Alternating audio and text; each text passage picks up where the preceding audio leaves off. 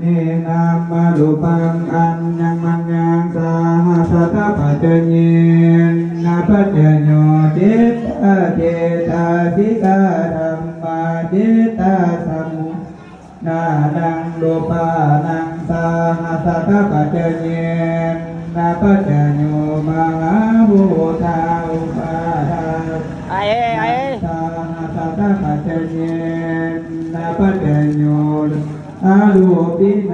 ธรรมาอาลูปินังธรรมานังจินติอาเลสามาสัทธปัจเจเนนะปัจเจโยกิติกาเลสาปัจเจเนนะปัจเจโยอัญญมัญญปัจเจเนโยติจตาโลคันธาอาลูปิโนอัญญมัญญปัจเจเน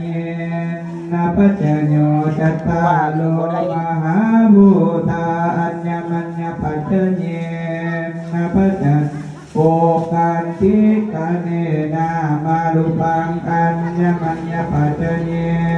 นะปัจเจโยนิสานะปัจเจโยติโลกันธาอาลูปิโนอัญญมัญญนิสานะปัจเจเนนะปัจเจโยจัตตาโลมหาภูตาญามัญญังนิสาญาปัจเจเยนะปัจเจโยโกกันเดนามารุปังอัญญมัญญังนิสาญาปัจเจเยนะปัจเจโยเจตาเจ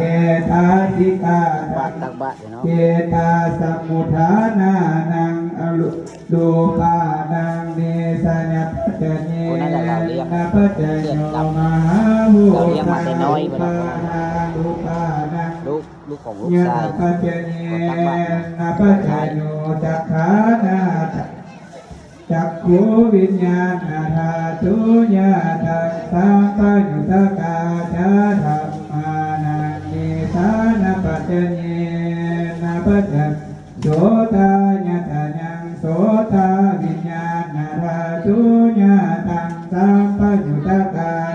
จาธรรมานังนิสานะปัจเจเยนะปัจเจโยคายาตานังญาวิญญาณธาตุญาตังสัมปัญญุตกานันจาธรรมานิสาญาตปัจเจเยนะปัจเจโยสิวหาญาตานังสิวหาวิญญาณธาญาตังสัมปัญญุตกานันจาธรรมานังนิสานะปัจเจเยนะปัจเจโย